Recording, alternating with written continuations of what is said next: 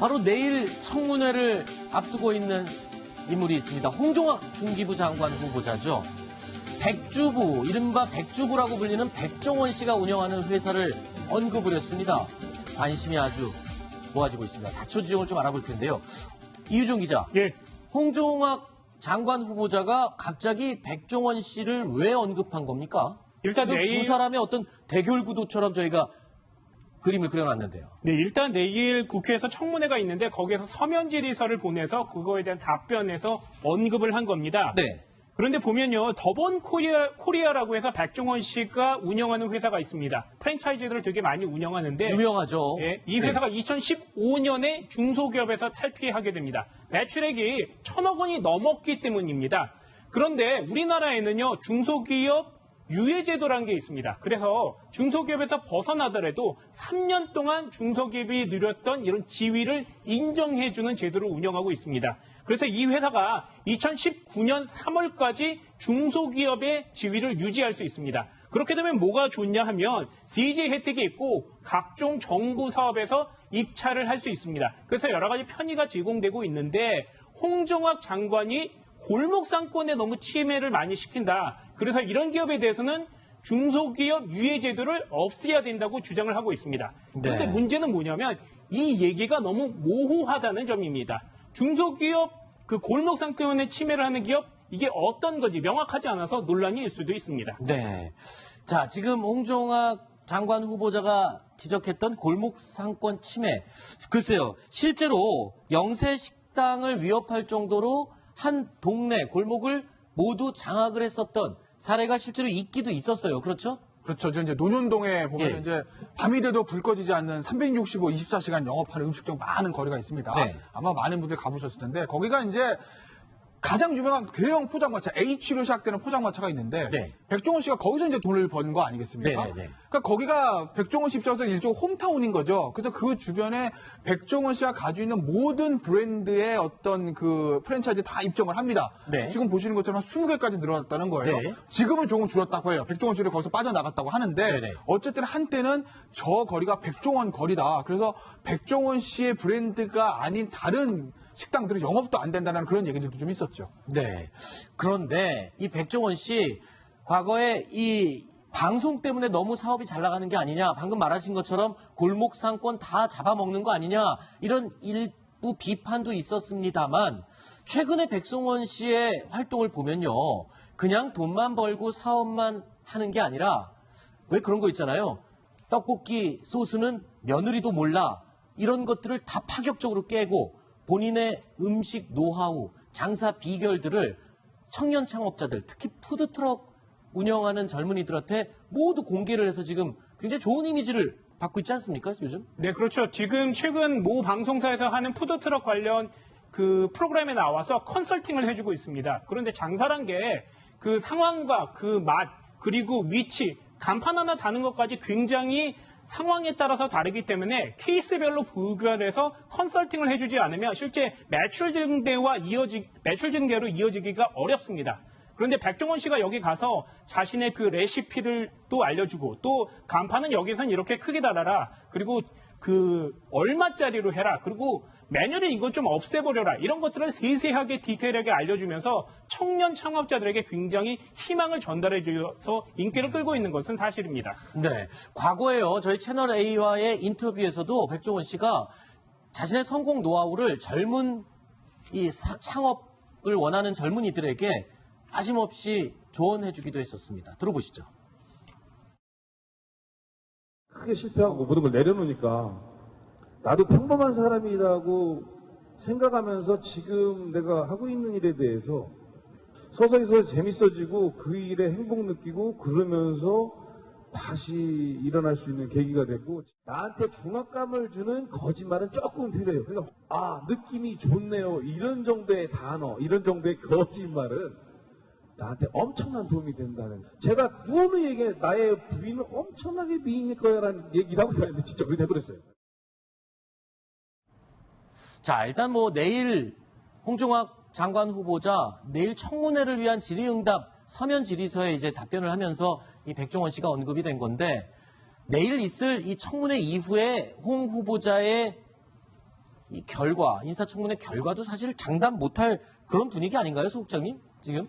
그렇죠. 그동안에 이제 여러 가지 이른바 그 부의 대물림 현상 네. 이런 부분에 대해서 홍 후보자가 강하게 비판을 해왔는데 정작 자신의 딸에게 8억 원이 넘는 그런 것을 증여를 했고 등등 증여를 받았고 이런 부분들이 이제 드러나면서 과연 이 중소벤처기업부를 이끌 장관 후보자로서 맞느냐 등등 여러 가지 뭐 논란이 제기가 됐는데 제가 보기에는 그렇더라도 이게 약간 통과될 가능성이 좀 높지 않나? 아, 그래요? 왜 그러냐면 이게 지금 마지막 이제 장관 후보 아니겠습니까? 그렇죠. 그리고 지난번에 그 박성진 후보자가 한 번 낙마를 해서 두 번째 또 내놓은 후보자인데 또 낙마시키기는 사실은 야당에서도 굉장히 부담이 그렇죠. 있거든요. 그리고 네. 이제 이게 법적으로 봤을 때 뭐 위법한 그런 부분도 아니고 하기 때문에 제가 보기엔 조금 더 통과될 가능성이 높지 않나 싶은데 일단 청문회장에서 홍 후보자가 낮은 자세로 네. 자신의 정책 능력을 좀 잘 보여줘야 되지 않을까 싶습니다. 알겠습니다. 내일 있을 청문회 지켜보도록 하겠습니다. 다음 순위 준비되어 있습니다.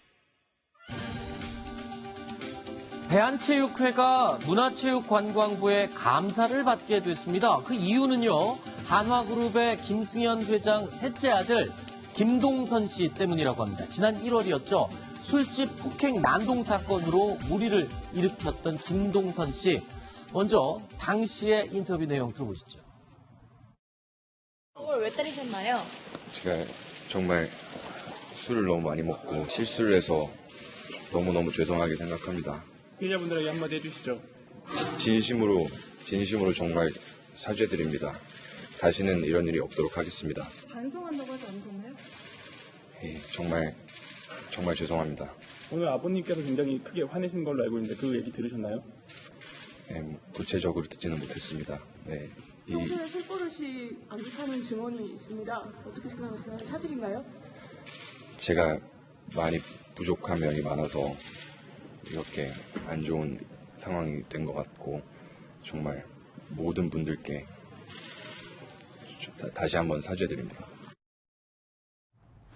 자, 이 감사를 받게 된 이유. 그러니까 대한체육회가 물의를 일으킨 김동선 씨에게 징계를 내리긴 내렸는데 그 징계가 속칭 솜방망이 징계. 안 하니만 못한 그냥 아주 약한 징계만 내렸다. 이 점 때문에 감사를 받게 됐다고요? 네, 맞습니다. 대한체육회가 이 승마 선수인 김동선 씨, 이분이 1월에 술집에서 난동 사건을 벌어지고 구속됐었고 또 법원에 그 형벌까지 받았습니다. 그런데 3월에 견책 처분을 내립니다. 굉장히 낮은 처분이라서 그 다음 달에 승마 대회가 있는데 여기에 출전을 하게 됩니다. 그러자 그 대한체육회가 이렇게 낮은 수위의 그 징계를 내긴 것과 관련해서 문화체육관광부가 감사를 해야 되는 것 아니냐. 그래서 감사를 할 예정으로 있다는 얘기들이 나오고 있습니다. 네.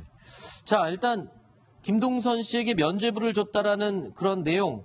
일단은 재벌 특혜 아니냐. 협회 쪽에서는 일단 적극 아니다. 우린 뭐 혜택을 준 게 없다. 이렇게 지금 주장을 하고 있는 상황이죠.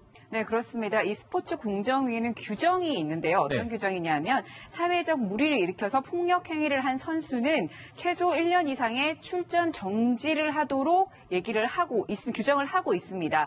그런데 이 대한승마협회와 대한체육회는 이런 얘기를 합니다. 김동선 씨가 당시에는 국가대표 신분이 아니었고 폭행 사건이 다른 선수나 대회 운영과는 관련 없이 완전히 개인적인 것이었기 때문에 이거는 뭐 그 제명이나 자격 정지를 할 수 있는 조치가 아니었다 이렇게 얘기를 하고 있습니다. 어떻게 네. 보면 아닌 이유만 좀 늘어놓은 것 같은데요. 그런데 지난해 대한역도연맹은 이런 결론을 한번 내린 적이 있습니다. 올림픽 금메달리스트죠. 사재혁 씨가 후배들을 폭행하면서 이것 때문에 자격 정지, 그러니까 10년간 자격 정지라는 중징계를 내렸어요. 운동선수한테 10년간 자격 정지면 아하, 거의 엄청난 퇴출이나 마찬가지죠. 그렇죠. 이런 중징계를 내린 적이 있는데 김동선 씨는 그냥 견책이라는 처분만 받은 겁니다. 아니 근데 과거에도 보면 김동선 씨가 이번이 처음이 아니잖아요. 과거에도 또 술집 여종업원 폭행해갖고 물의를 일으켰는데 그때도 아무런 특별한 뭐 큰 징계를 받지 않고 경기에 출전했고요. 이번에도 특별한 견책 그냥 약한 처벌만 받고 또 경기에 출전했어요. 그러니까 경기 출전하는 데는 아무 무리가 없었어요. 문제가 없었습니다. 그렇죠. 매번. 이번이 처음이 아니죠. 2010년에도 그 용산에 있는 한 호텔 주점에서 여종업원을 성추행하고 또 막 기물을 부수고 이래가지고 이제 기소유예 처분을 받았거든요. 네. 근데 그해 열린 그 광저우 아시안게임 출전해서 단체전 마장마술 해가지고 금메달을 땄었죠. 그리고 2017년에도 마찬가지로 똑같이 종업원 폭행으로 했는데 집행유예를 받았거든요, 이번에는. 그런데도 승마대회 똑같이 또 출전을 했습니다. 네. 이 과거를 보니까요. 아까 경찰서 앞에서 질문을 던진 기자의 질문이 갑자기 딱 떠오릅니다. 마지막 질문이었죠. 김동선 씨, 술버릇이 나쁘다고 알려져 있는데 사실입니까? 그 질문이 이 내용을 보니까 갑자기 다시 떠오르네요. 사실 승마가 가장 어떻게 보면 그 신사의 스포츠라고 하지 않습니까? 그렇죠. 예, 그런 부분이랑 전혀 어울리지 않는. 알겠습니다. 자, 소정섭 전 시사선언 편집국장님 이야기는 여기까지 듣도록 하겠습니다. 오늘 말씀 고맙습니다.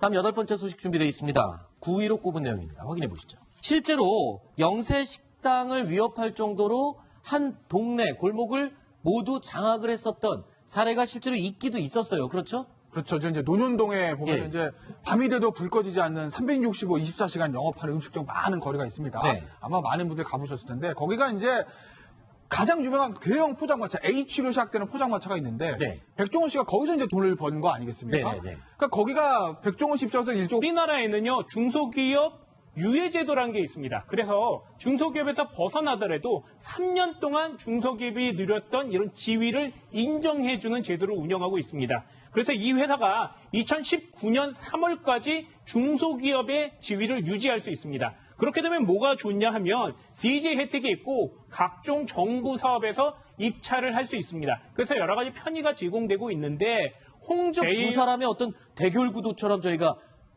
그림을 그려놨는데요. 네, 일단 내일 국회에서 청문회가 있는데 거기에서 서면 질의서를 보내서 그거에 대한 답변에서 언급을 한 겁니다. 네. 그런데 보면요, 더본 코리아라고 해서 백종원 씨가 운영하는 회사가 있습니다. 프랜차이즈들을 되게 많이 운영하는데 유명하죠. 예, 이 회사가 2015년에 중소기업에서 탈피하게 됩니다. 매출액이 1,000억 원이 넘었기 때문입니다. 그런데 우성학 장관이 골목 상권에 너무 침해를 많이 시킨다. 그래서 이런 기업에 대해서는 중소기업 유예 제도를 없애야 된다고 주장을 하고 있습니다. 그런데 네. 문제는 뭐냐면 이 얘기가 너무 모호하다는 점입니다. 중소기업 그 골목 상권에 침해를 하는 기업 이게 어떤 건지 명확하지 않아서 논란이 일 수도 있습니다. 네. 자, 지금 홍종학 장관 후보자가 지적했던 골목 상권 침해. 글쎄요. 바로 내일 청문회를 앞두고 있는 인물이 있습니다. 홍종학 중기부 장관 후보자죠. 백주부, 이른바 백주부라고 불리는 백종원 씨가 운영하는 회사를 언급을 했습니다. 관심이 아주 모아지고 있습니다. 자초지종을 좀 알아볼 텐데요. 이유정 기자. 예. 홍종학 장관 후보자가 갑자기 백종원 씨를 왜 언급한 겁니까? 일단